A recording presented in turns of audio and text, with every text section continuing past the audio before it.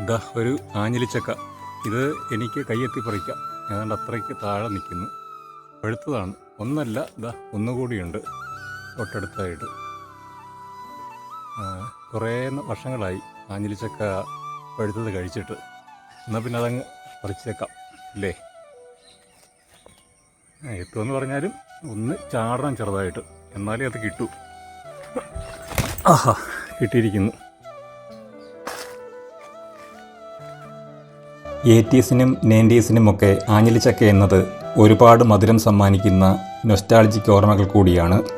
നാട്ടുമാമ്പഴങ്ങൾ എന്ന പോലെ ആഞ്ഞിലിച്ചക്കയും പഴുത്തിരുന്നത് മധ്യവേനൽ അവധിക്കാലത്തായിരുന്നുവല്ലോ. അപ്പോൾ ആഞ്ഞിലിച്ചോട്ടിലും കുട്ടികൾ ഒത്തുകൂടുമായിരുന്നു. ആഞ്ഞിലിപ്പഴം മാത്രമായിരുന്നില്ല, അതിൻ്റെ കുരുവും ഉപ്പിട്ട് വറുത്ത് കഴിക്കുമായിരുന്നു.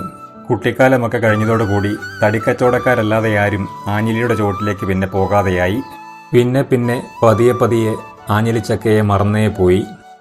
സിറ്റികളിൽ കിലോയ്ക്ക് 300-350 രൂപയുണ്ട് എന്നറിഞ്ഞതിന് ശേഷമാണ് ആഞ്ഞിലിച്ചക്ക വീണ്ടും ശ്രദ്ധിക്കപ്പെട്ടു തുടങ്ങിയത്. അവൈലബിലിറ്റിയുടെ കുറവ് കൊണ്ടല്ല ഇത്രയും വില കൂടിയത്, ഇത് പറിച്ചെടുക്കുവാനുള്ള ബുദ്ധിമുട്ട് കൊണ്ടാണ്.